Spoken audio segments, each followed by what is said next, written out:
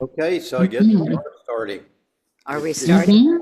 Introduce. We have Jordan this morning Nice to meet you all. and Wes. Jay. Hello. Whee! We're back. They're back. Okay, more folks checking in. Okay. Dale and Gina and Bruce. Bruce. Ha. Bruce. Okay. All right. Can we start over, Matthew? For what? Start The over the recording. recording? Why? No, it'll just create more. Problem. So it's just easier to keep. It's not, I mean, it doesn't, we're the only ones who watch this on YouTube anyway, so it's all good. I mean, you know. Let's go ahead and get started. So those of you who were here last week, we've been talking about anger. And anger is, of course, a big topic because there's a sense of moral outrage among almost everybody on both sides about what's going on in our country. And if we're ever going to avoid complete collapse of our social fabric, we're going to have to find some way to transcend that anger. So we started last week by looking at the roots of anger on a spiritual level. And what I put forward was that it originates from the very nature of our brains, that one of the first movements when this energy moves in through the senses is to be divided into desirable and undesirable. And what the brain does is it amplifies those signals over time so that things that I desire get attached to dopamine. I follow that channel of desire and I become a very greedy person. I want more and more because that's what dopamine does. So you don't need to, these things are designed to help you feel more compassionate towards yourself. Nobody set out to say, I'm a greedy bastard. But we end up becoming greedy bastards because we begin to identify who we are with things that are external to us. So that I want to make myself more powerful by more valuable by becoming powerful or by accumulating things or by accumulating a reputation. So that's one thought that begins to happen in the brain. The other one is that we begin to resist anything that we find uncomfortable. And that sets up an aversion to the world. So we've got desire and we've got aversion. What happens next? Initially, when we're children, we don't have a false sense of self. We don't have an ego that we're defending, but we begin to think of it as my things, my people, my religion, my thought, okay, my family. And when we do that, we begin to go to war to try to protect those things that are external to us as if they were as valuable as if they were a part of ourselves. So I said the purpose spiritually of anger is to say, stop, you're hurting me. Okay? Stop, you're hurting me. Stop, you're hurting other people. Okay? So it's to defend the Holy Spirit. But when we forget that we are an incarnation of the Holy Spirit and start thinking that I'm my reputation, I am the things that I own, then I'm going out trying to protect all those things as well. Does this make any sense to people? Yes. Okay. So when we talk about detachment, what we're saying is let go of thinking about this, as the Beatles said, I me mine. I think that was George Harrison's song. I me mine, I me mine, I me mine. You know, first we let go of any idea that that has anything to do with who I am in my essence. Okay. So there's a story of a monk who had a bowl that he would sit with. And it was a very elaborate bowl that was given to him. Everyone in town knew it. And one day, while he was out teaching, a thief broke into his home, stole the bowl. Goes to the pawn shop and tries to pawn it. And the pawn shop owner immediately calls the police and they arrest the guy and they take him out to the monk and say, sir, this man stole your bowl. And he says, no, he didn't. He says, what do you mean, no, he didn't? He's in possession of your bowl. He says, yeah, because I gave it to him. And so he didn't steal your bowl. No, he didn't steal my bowl. And the police leave bewildered. And the man looks at him and said, I want to become your student because I want to know how you did that. How did you do that? How do we unlearn this attachment to the things external? Now, the worst thing that we get attached to is our ego, okay? Now, when we are kids, we start pursuing attention in the absence of unconditional love. If we were loved unconditionally, and you notice in a lot of cultures, they worship their children till they're 7 years old. We were going to spoil our children. You can't spoil the children with love. What spoils a child is in not teaching them boundaries. Because if you look at spoiled kids, they don't know how to respect other people's boundaries. They don't know how to treat other people as sacred. They just see them as a means of getting what they want. That's spoiled. If we were loved unconditionally, we would maintain that unconditional love toward ourselves, but that's not what we get. So Alfred Adler said a child that isn't loved for who they are becomes an attention junkie. This again, listen to the word junkie, it's attached to the dopamine circuit. One of our initial addictions is to attention. You think of what the worst thing that you can do to another person is give them the silent treatment. Look at how your brain responds to that, okay? It's as if I don't exist. When we say someone's invisible, Ralph Ellison's The Invisible Man, what's he saying? People don't see me, okay? Then I begin to take on that persona. I begin to take on that personality. And I begin to manipulate myself to become something that will attract positive attention, okay? If I don't get positive attention to a child, negative attention is better than no attention at all. So I will learn negative attention. And so I'm gradually becoming not who I was intended to be, not my sacred vibrational energy I came here to manifest. I'm now becoming a creature of society. Is anybody relating to this? Okay. So every time we begin to get wounded by society, our monkey minds register those wounds. We never forget trauma. It doesn't get erased from our body. So we begin to harden. The trauma hardens our body. But the worst thing that happens is that there's self-hate towards ourselves. We begin to relate to ourselves the way the people who wounded us treated us. And we try to motivate ourselves through hatred. We get angry at ourselves. We try to make ourselves feel fearful, and through shaming. And so look at what you do when you make a mistake. God damn it, what do you think you're doing? I can't believe you did that. Shit. When are you ever going to learn? Listen to how you talk to yourself, okay? This biblically is what we mean by hardening your heart, okay? It's the number one sin of the Old Testament, and no one talks about it anymore, except people who do energy work. So when you begin by seeing, I am the problem, the minute you see yourself as a problem, you've cast yourself out of your heart. You're not a problem to be solved. You are a gift that God gave to the rest of creation. And as Meister Eckhart says, God doesn't make junk.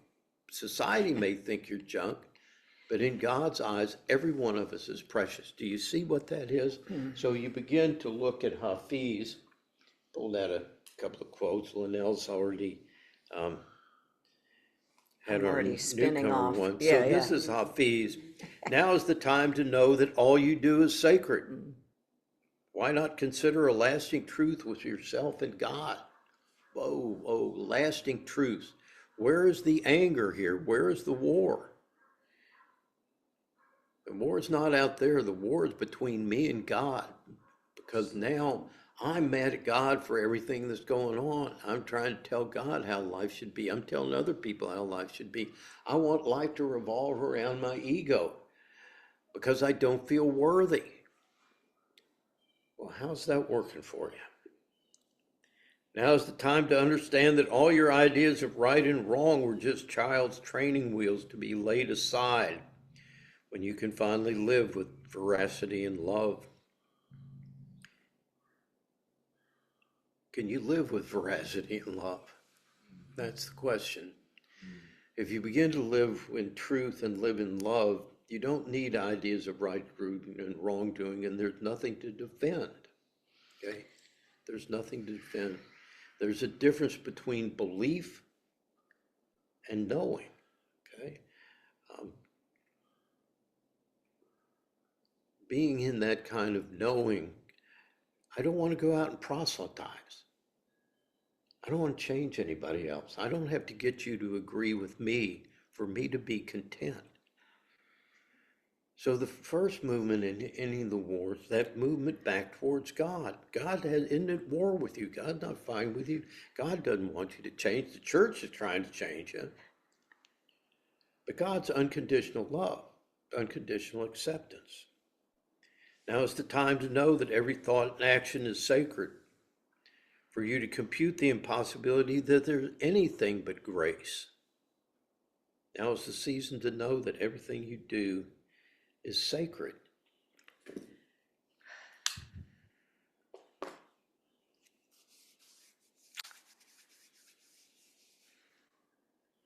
We started last week by saying the first thing to do is you have to be aware. Why do we meditate? To bring ourselves into the present moment, to begin to see what we're doing, to bring it out into the open, out in the spotlight. Last week we started with the pause. Why do we pause? Because when the anger gets generated and we externalize it, we're already making a mistake. We're already making a mistake. That life force energy is never to be used to attack. Period. When you study a martial arts discipline, the first thing you learn is we're teaching you how to kill people, but never use it offensively. Never use it to attack, only use it to defend. And what do I defend? The Holy Spirit, right? So now we're going to take this one step further. And you would think the next step would be to begin to look at the other person. How do I deal with my anger towards another person? No, because that anger towards the other person is a projection of my own self-hate. I want you to hear that. It's your own self-hate that causes you to externalize the anger. So how does that work? Okay. I'm trying to get you to be a different way than you're being because it makes me uncomfortable. I am uncomfortable with myself because I'm not in right relationship with God or the source of my being. So there's this teacher named Jesus, and I am not a Christian, but I've always been a follower of Jesus. And when you ask Christians, what are the 2 commandments that Jesus taught? You say you're a follower of Jesus and that he's your Lord. Well, what did he tell you to do? Anybody know? He only gave 2 commandments. Love God with all your heart, mind, and soul. Okay? What that means is tear down all the barriers you have put between yourself and the world. Okay? Whatever your definition of God Whatever, is. okay? So just the life force energy. I don't believe in a personal God, but I do believe that the life force energy is sacred. And so the first thing is to begin to dismantle those defenses, to begin to soften, to begin to receive that energy. But as we said last week, that means we have to believe that we have a self that's worth receiving that love. So today, so this is why anybody, first commandment, love God with all your heart, mind, and soul. Second commandment is love your neighbor as who? Yourself. As yourself. Does that mean love your neighbor as you love your ego? No, no. It means love yourself that you discover when I accept the unconditional acceptance of the universe. How do I feel when I look at myself in those eyes? Can I quit doing this and look into those eyes and accept acceptance? The great theologian, Paul Tillich, probably the greatest mind of the 20th century, said the basic fundamental question Christianity asks is, do you have the courage to accept acceptance? Acceptance is given. We have a capacity through each other, and this is our sacred obligation to forgive each other's sins. What does that mean?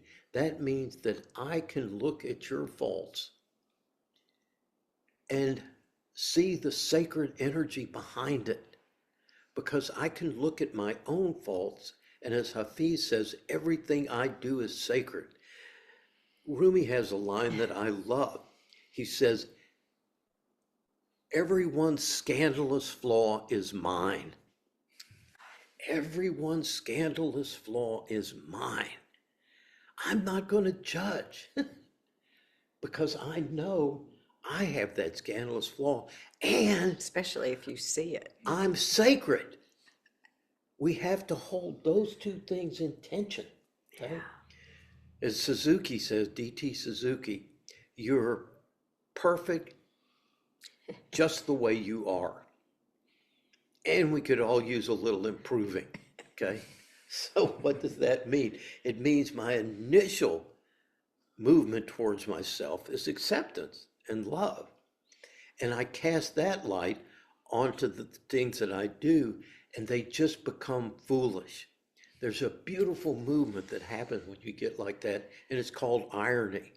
The theologian, Soren Kierkegaard wrote a whole book on irony, and it's that ability to transcend what you're doing, and it just gets silly. Okay. Emerson said, let today go. Don't bring it in today. No doubt some foolishness crept in. I love that line. It's not that you sinned. It's not, oh, mea culpa, mea culpa, mea culpa. No, it's not that. It's, whoa, that's pretty silly. And I become my favorite joke. That's one of the ways of, my favorite fool, I should say. And Ajna brought me something very early in our relationship that says, the first thing that you realize as you begin your spiritual practice is that you're a fool. And the last thing you realize as you're dying is that you're the same fool. And so when you are relieved of that pressure, so today we're going to try to do an exercise in self-love and learn how to soften your heart towards yourself using that divine presence. So I'm going to ask you to think of a being of infinite compassion, somebody who represents unconditional love and acceptance, like Kuan Yin or the Virgin Mother or Jesus or the Buddha, or any figure that represents and embodies that compassion, that forgiveness, that loving kindness. And we're going to do a little exercise in bringing that being in, feeling your resistance to accepting their offer of unconditional love and acceptance, and begin to soften that and to begin to allow that into your heart. So if you have trouble with this at first, I'm very hard with visual meditations. I'm much easier with just the silence. But this is what I call a technical meditation. It's designed to use the brain and some of its resources to actually help us heal rather than being full of self-hate. So, and people say, well, I feel uncomfortable thinking about relating to myself or talking to myself in a kind way. I say you have absolutely no compunction about cussing yourself out loud in front of other people. But in the privacy of your own heart, you feel uncomfortable saying anything nice to yourself. How sad is that? How sad is that? So let's begin.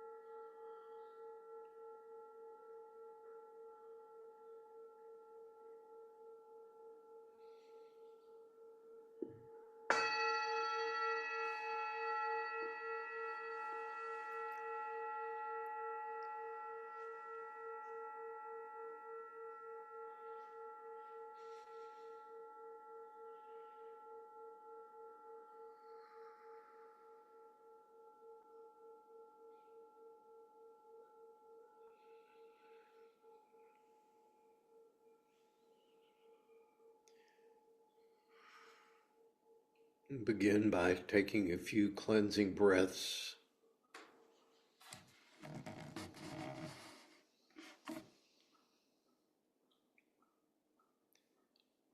Filling the abdomen, then the chest up into the throat, and then let it out slowly.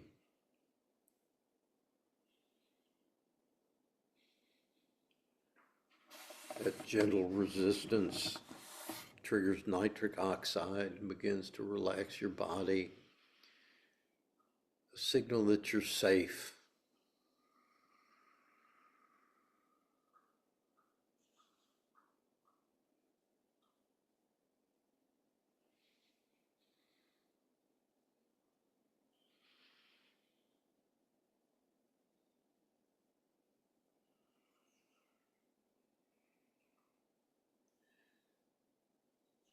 Let yourself feel the sanctuary of the space that you've created for yourself this morning and take refuge in it.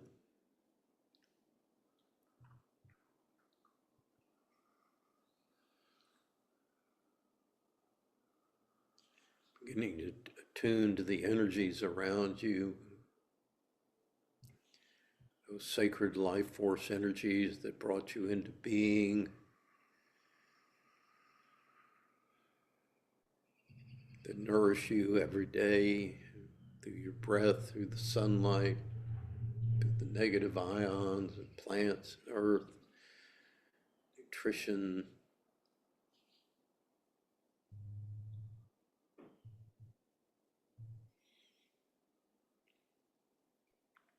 Safe, nourished.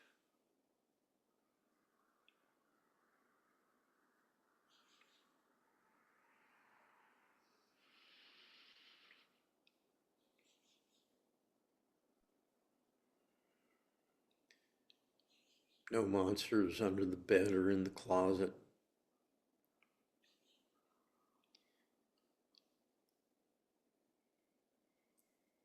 So you can finally let go of the hypervigilance. Let go of the past, future.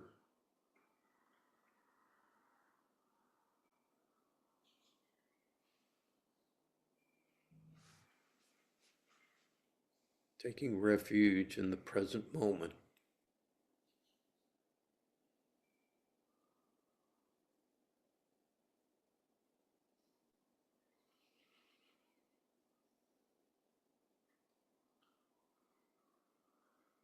And as you breathe in, let it draw your awareness down into your heart.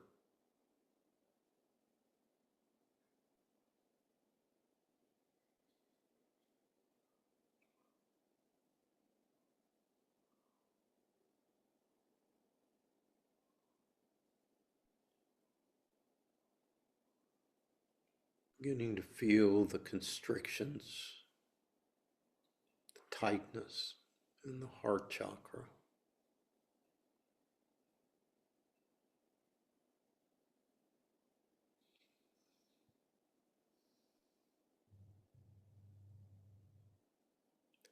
Note any difficulty in getting a full breath into the heart.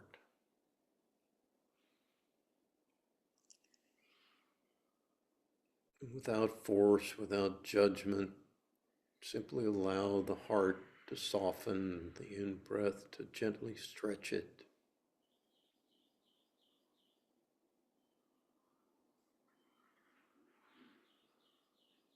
And with the out-breath, begin to let go of the energy that's trapped.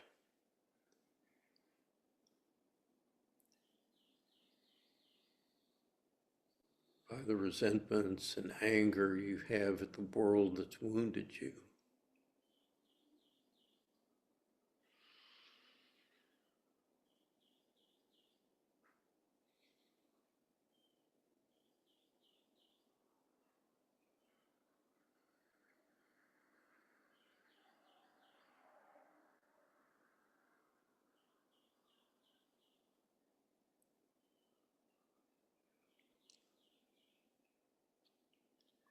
Directly seeing the pain content of your heart,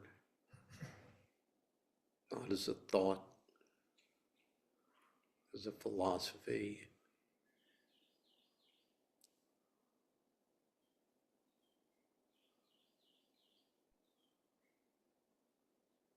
but as a pressure, constriction.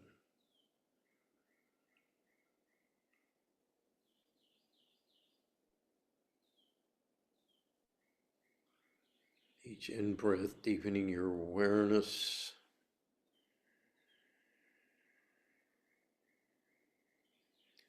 Letting go of denial. I'm fine. No, you're not.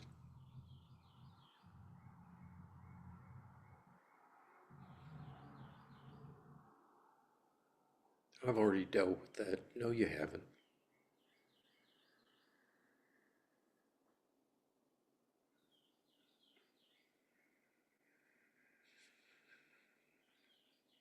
And as you soften, feel the release.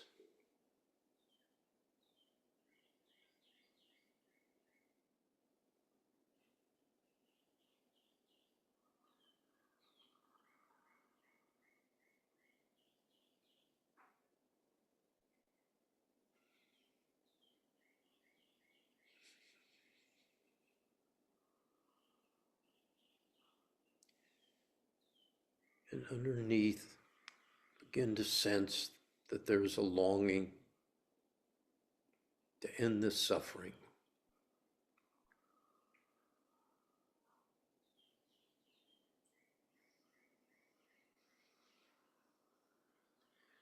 That all your actions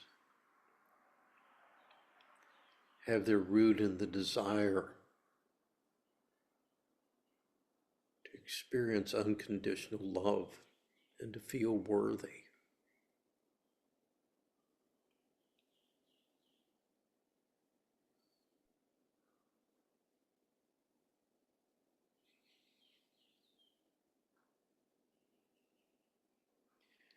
It's a child's rage and narcissistic rage against the world for not being seen the way you see yourself when you're little.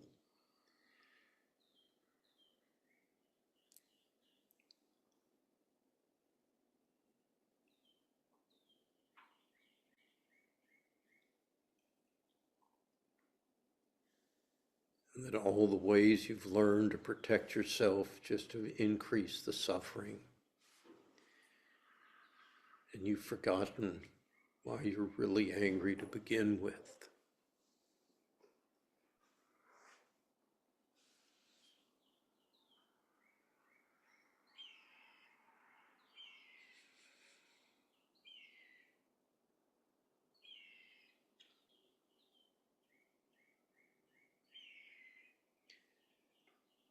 And imagine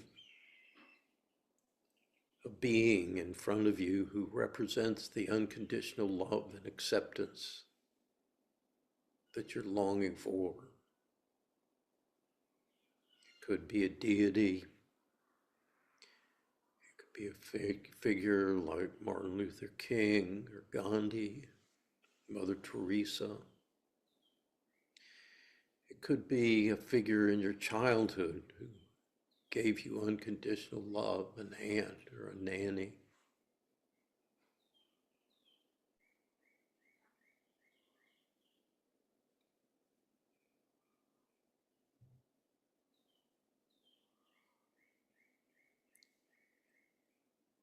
Imagine them sitting in front of you, gazing at you with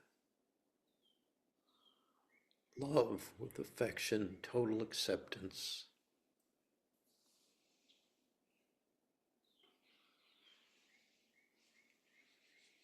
And feel what that does to your heart.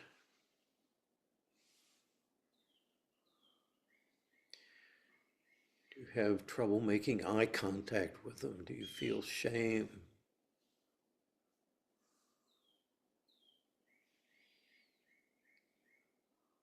Do you feel suspicious? Do you feel angry because they've been gone? You haven't felt them. Whatever arises, let it arise. And let it go and let it pour out into this figure's heart. And imagine their heart like the Sacred Heart, circled by thorns, taking your pain and converting it into light and love instead of anger. So there's no guilt. This figure wants nothing more than for you to be free of these blocks, free of your anger, your sadness, wanting nothing more than to love you unconditionally.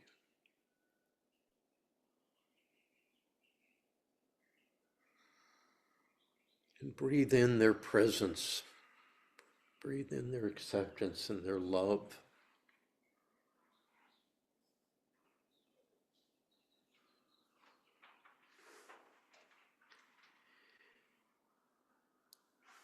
And see what happens to your heart as you breathe in their love and breathe out your pain.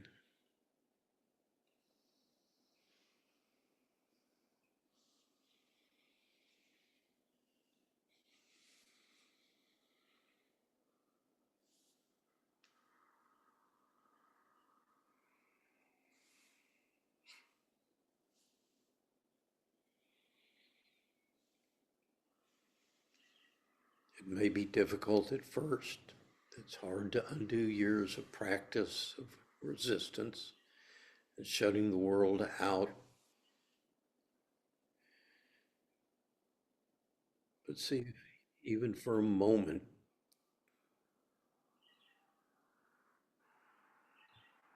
you can breathe in that love and that acceptance.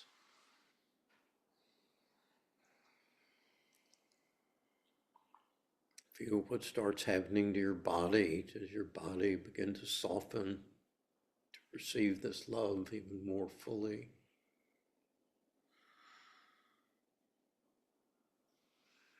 Any judgmental thoughts that emerge, let them go, let them become a part of the flow into this heart. It wants nothing more than to end your suffering and to heal you.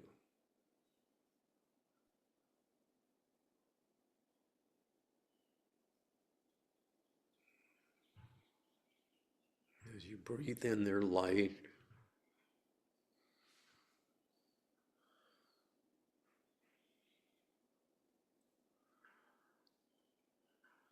begin to feel the healing of self-acceptance.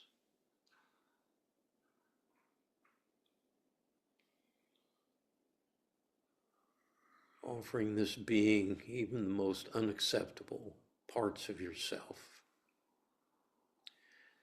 and seeing that the love in their eyes never wavers.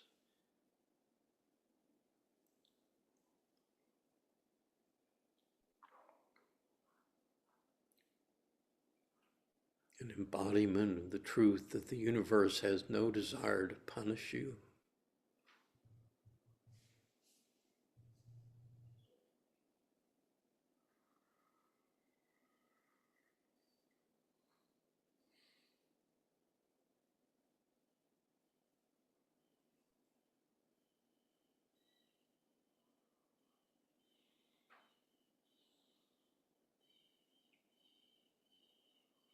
Letting go of the self-hate that cuts you off from the source, and seeing clearly what you're doing. It's not the world shutting me out, it's me shutting the world out of my heart. And in the light and warmth of this love, I can begin to let go of that self-hate and see that I can see myself as acceptable, as worthy, just as I am.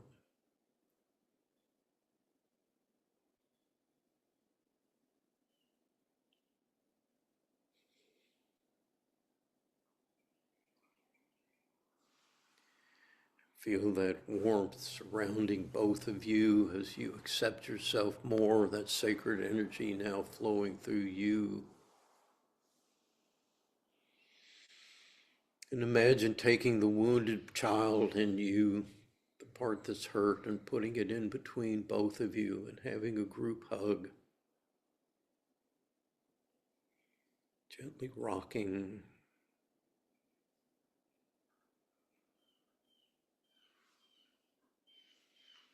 Surrounding your hurt parts in unconditional love and acceptance.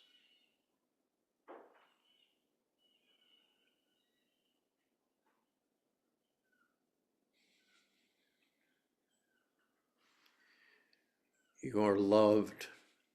You are loving.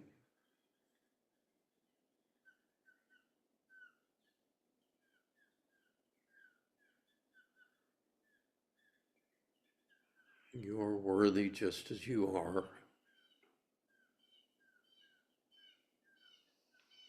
And feel the truth of that.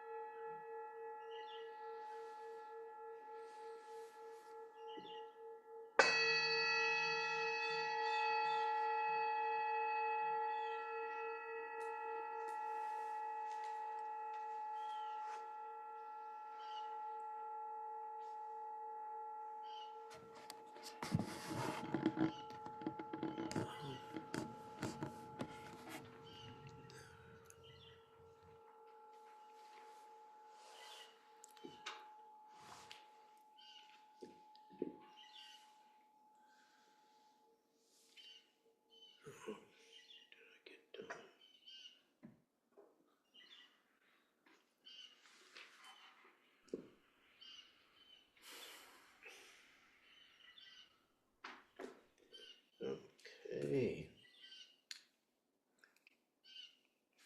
I can't see a damn thing anymore. I don't know how this is going to Can't get it close enough. Oh, Bentley, good to see you. Tina snuck in, and Brittany, I didn't see, how did she get all the way up there, boy? Yeah, she's She's moving up. sneaky. Yeah. All righty, folks. So, Jordan, this is a time that we have for feedback.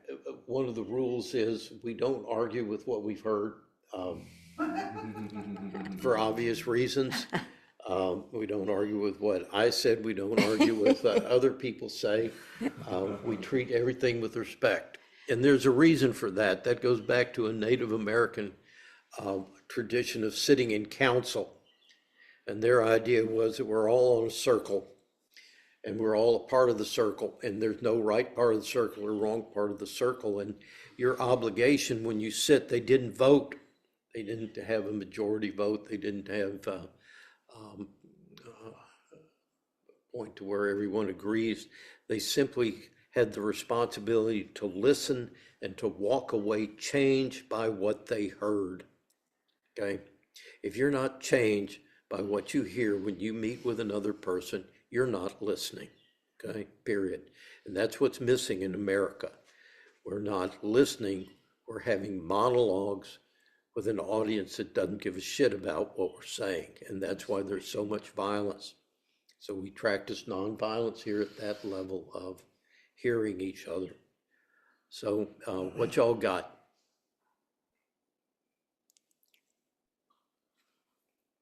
There you go. All good. Okay. Jordan?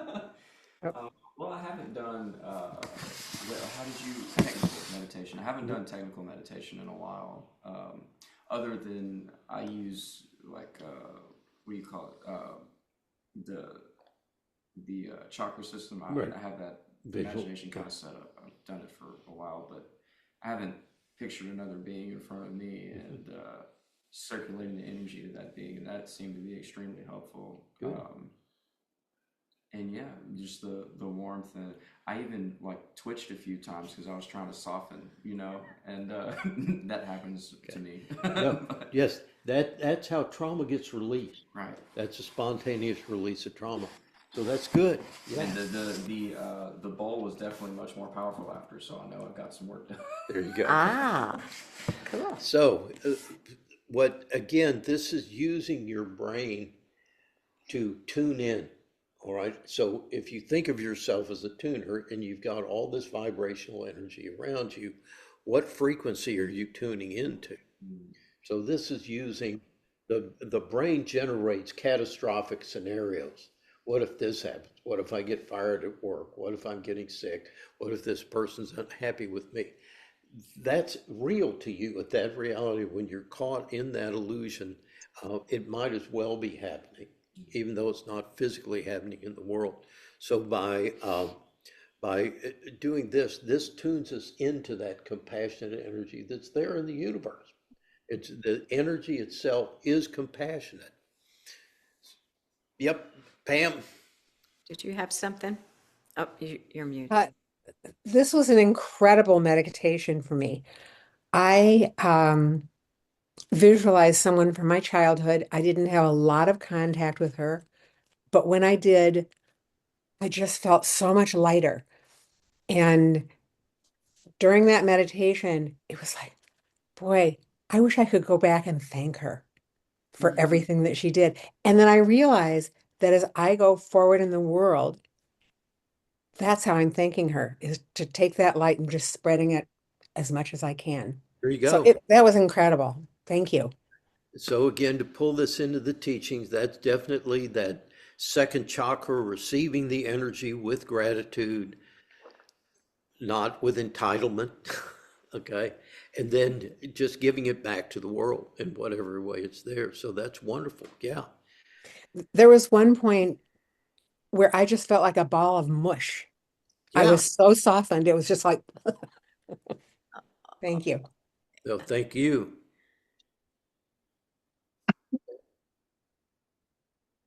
Hello. Go, Dawn. Hey. You're on. So, question is, we talked a lot about self today. About what?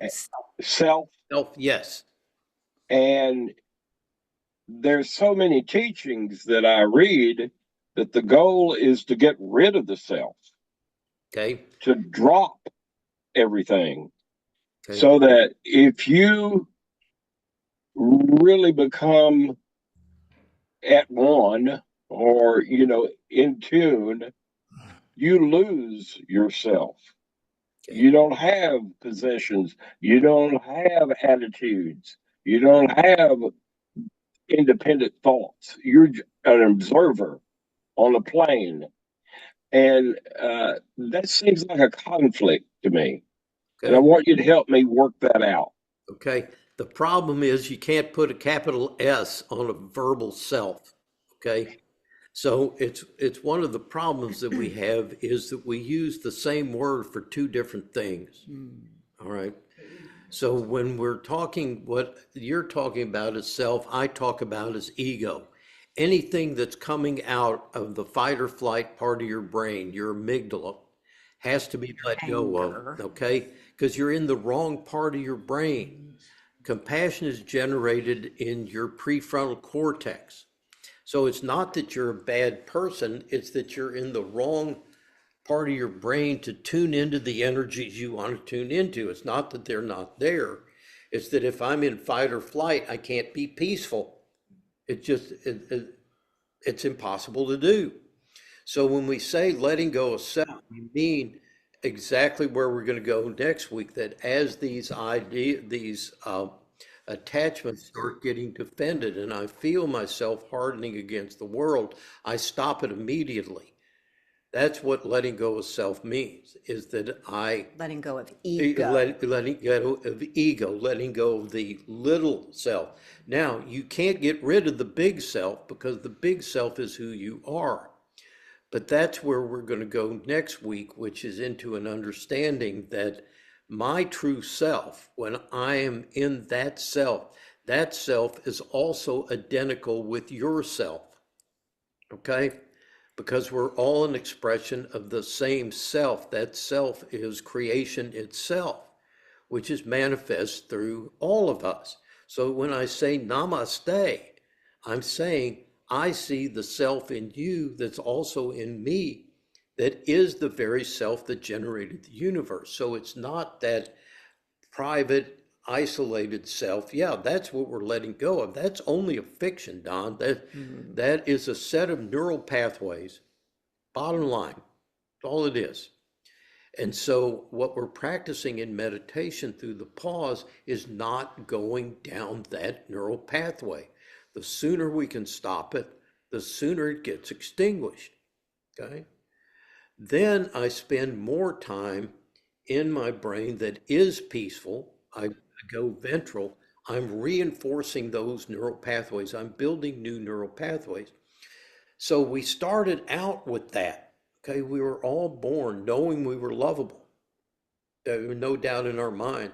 We also felt that oneness with all of life around us.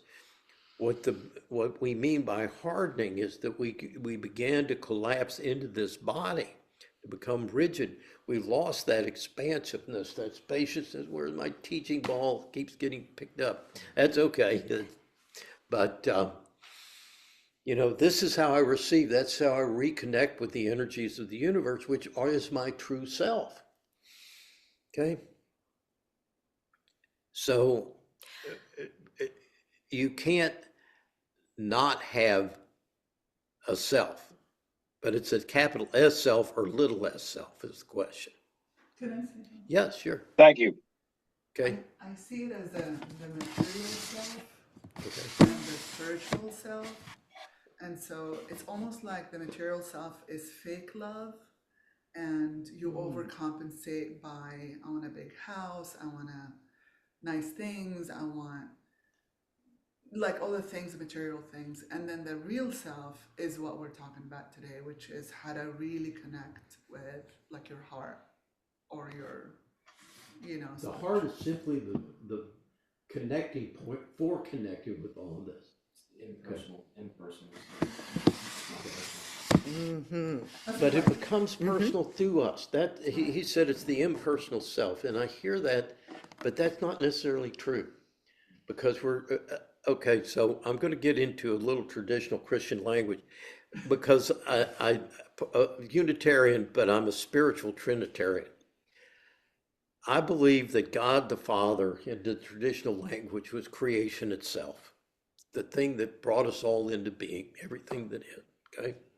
Then I found that in nature. That saved me from being in jail or being dead at this point in my life. Okay. Was down at the creek. There I felt like I belonged. There I made sense. There I found peace every time I went there. Then I go to meditation and I start studying with my teacher, and I discover that same peace that I found in the woods, I carried in myself. Okay, that becomes the Holy Spirit. Okay, I've got the Holy Spirit in me. Okay, then I discovered God in other people. And I was about 10 years into my recovery, and I went, oh my God, the God in you looks different than the God in me. You're just God in a different way, but you can do things for me that I can't do for myself. Okay? I can't forgive me. I can't give myself unconditional love. I can't give myself encouragement. Those kind of things that we really do need each other. So, that sacred energy becomes personal through us. The Christ is important that he had a body. It's important that he suffered. It's important that he knew all that stuff and still could stand in front of us with unconditional love. Yeah, that's very personal, but it's not egoic. There's no grasping. There's no, I'm in this relationship for what I can get out of it. And so in that level, it's really not a physical or a spiritual. The spiritual is physical. The physical is spiritual. There's no difference between the two except a gradient. So we're the point where spirit is becoming human. Yeah. We're spirit in human form.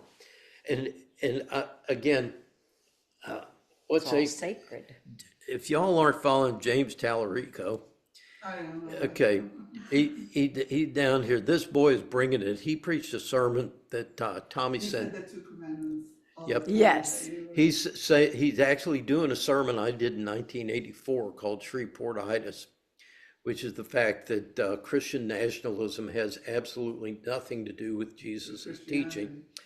And so in doing this, we really are, Jesus is my heart teacher, my bhakti path, because he made it simple for me. I can go out there, fill up on all the love the universe has to offer you. It's showering blessings on you every day, and you walk around blind to them because your monkey mind's got you in the past and the future. Okay, fill up on that, and then spill over into other people out of your joy, your enthusiasm, not out of your emptiness. Yeah. I related a lot of what you are saying today to this season of nonviolence, Ahimsa. ahimsa. So traditionally, it is a season between the anniversary of Gandhi's death and Martin Luther King's death. So this is the season of nonviolence, which in yoga is ahimsa. Ahimsa. It's very important. Very first of the first limbs of the 8 limbs of yoga. And it's more than just not violence. It's the opposite of violence, ahimsa. No. So it's this unconditional love, gratitude, compassion, and how we deal with it first with ourselves, and then, only then, can we see it in others even. And I'm glad you said that, because that's part of what I left out was in the Epistle of John. It says we are able to love because he loved us first. It takes another person to prime that pump for us, to help us remember that we did love ourselves unconditionally. And you think about the impact that figures like Gandhi or Dr. King had. And it's because in their presence you felt worthy. He gave the same. Heard. You felt heard. Yeah, because he was present. And that's what we long to embody. And I think it's hard for us. I'm trying to make a connection we don't often see, that the violence I'm doing to my world is a narcissistic child's violence and anger and rage at not being loved. It's the rage you couldn't show when you were a child. How dare you treat me like this? I don't deserve this. And we knew that. I deserve to be treated like God. That's why it's a big S. You know, Carl Jung said we're all born incarnating the king and queen archetype. And Avril Lavigne said it best. She said, hell yes, I'm the motherfucking princess. Yeah.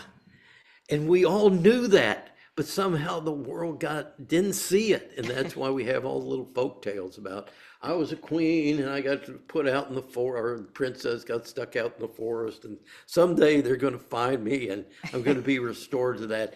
That's what we're doing. Those folk tales are trying to say, this is the journey your soul needs to make back to connection, back to reclaim. No, you have to reclaim your worthiness. Nobody else can do that. I'll tell you one story about a client. Every time I'd go, you know, I really love you. I enjoy my time. She said, no, you don't. And I'd try and argue with her and say, yeah, I really do. I really do. How can you say that? No, you don't mean it. And so finally one day I got pissed. And I said, okay, you win. This is a stupid game. I say I love you, you say you don't. It's real easy to deny love. And then you got me roped into trying to tell you all this stuff, but you don't take it in. So you win, go home. She said, what do you mean go home? I said, leave my office. I'm done with you. We're done. We're done. You win. You can shut out all the love I have for you. You can tell me it doesn't exist. And there's nothing I can do. We're done. You can't throw me out. Yeah, I can. Go away. And so she went away, hated me for a while. And about 6 months later, she calls me up and she goes, I want to come back in. I said, okay. She said, I got what you said. She said, I realized the reason I am where I am is because I won't accept your acceptance. And I want to take advantage of what you have to offer me. I said, great, let's go. She was out 6 months. That's awesome. I think that's another thing people can, in the same way that they can help us by doing things that we perceive positive, they can also help us by showing us the negative reflections of things we're putting out. So like for me, I found my internal mystical soul, whatever you want to call it, but it was because I put myself in a position, like everybody was trying to, you know, help me. I was making a lot of ideas about what it was, and so I put myself in a hole.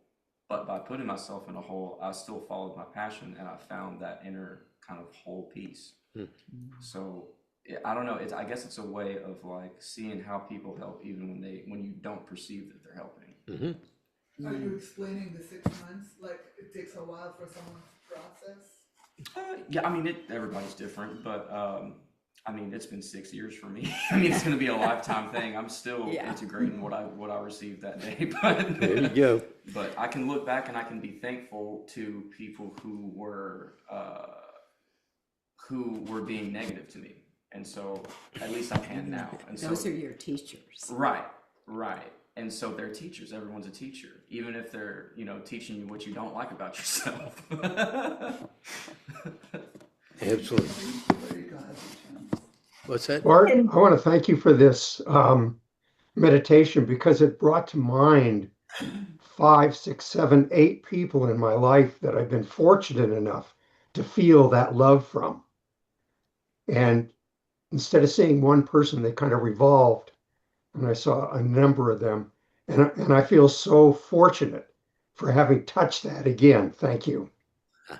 And I want to thank Brittany for embodying something. I was missing my kids this week and wishing I had a little snuggle bunny. Miss my kids. So, yes, thank you, Drew. And yeah, that's great. And so when you think about glimmers, this is like when I say to you, wake up in the morning, first thing, 3 things you're grateful for, 3 things that you esteem yourself for. Self-esteem is an active verb. It's not something you have again. It's not a possession. I value myself. I see the value in what I do. Okay. And then something that makes life worth living, like Brittany and her baby. That makes life worth living. So, remembering look, when it's beautiful, Drew, where you put your attention is the energy you connect with. I start connecting with loving figures. All of a sudden, I discovered there are a lot of them in my life, and that they're just as real as that person who criticized me, but the person who criticized me doesn't leave my monkey mind. But I forget all the people who've loved me. And so part of that journey is reclaiming your gratitude and seeing the people who have been there for you, so that it's not this tale that my brain wants. Nobody loved me, everybody hates me, I'm going to eat some worms. Pity party that's going on in my head. I can remember at one time, I forget how it came up. I was about 8 or 9 years old, and my parents were telling me that I was beautiful. And it happened a couple of times. I was in Catholic school, however, and they were saying that you can't be beautiful if you harbor ugly thoughts. And because I hated my brother, I decided that my parent, and then the thought came to me, oh, they have to say that because they're my parents. Yep.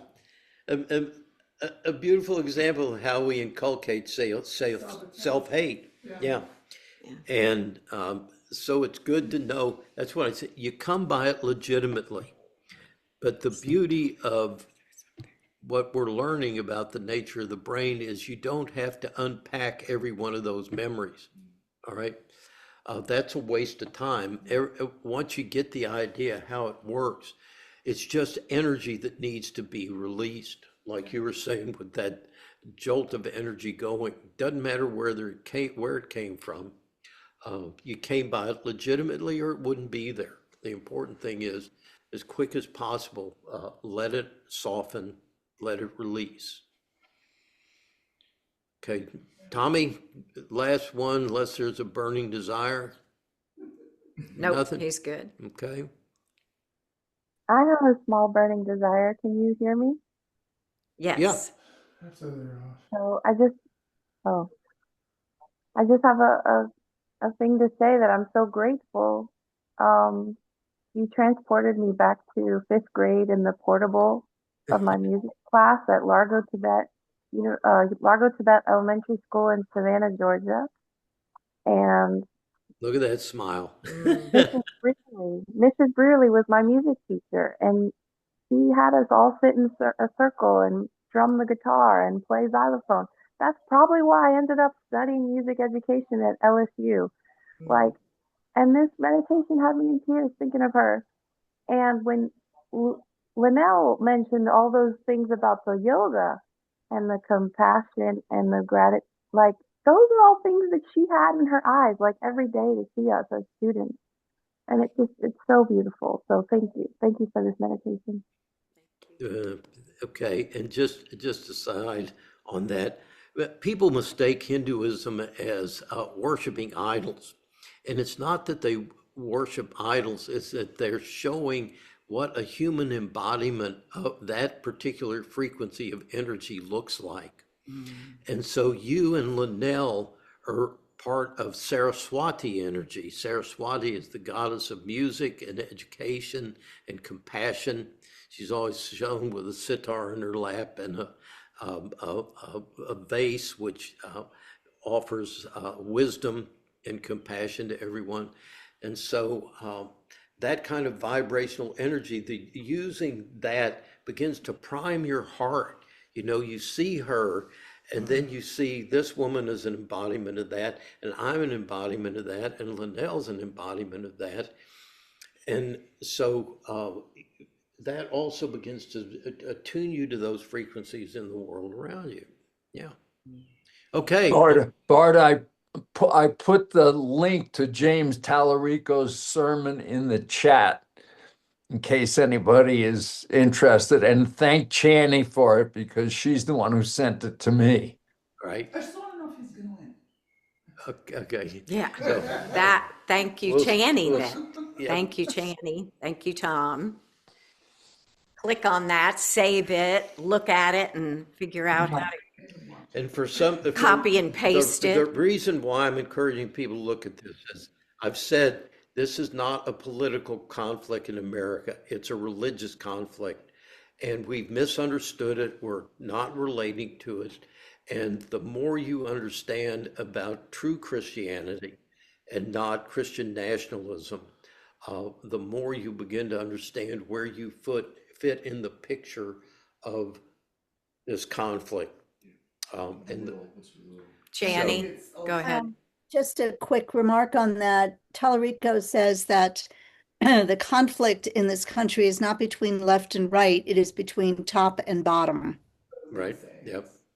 Yep, he's very astute, good looking, articulate as fuck, and I don't know how he got to be as smart as he is, as young as he is, but it gives me tremendous hope that to see that those values are coming forward in the young generation. It's great. Very In a Joe Rogan interview, Joe Rogan asked Tallarico if he would run for president. He's got that kind of energy. It's anyhow. Because also we need it, we're starving. I don't care Yes. what side you are, we're starving Yes. for truth. We're starving Yes. for truth.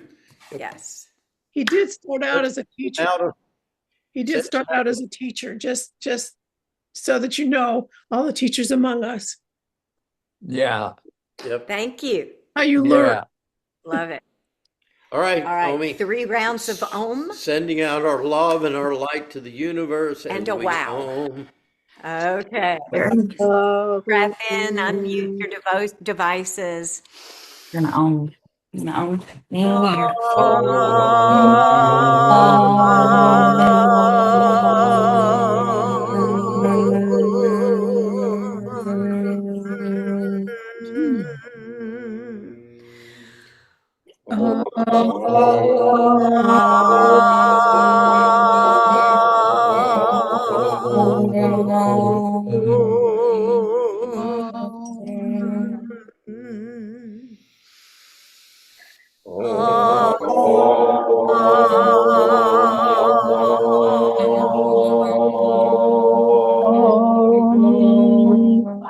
Wow. Wow. Wow. Wow.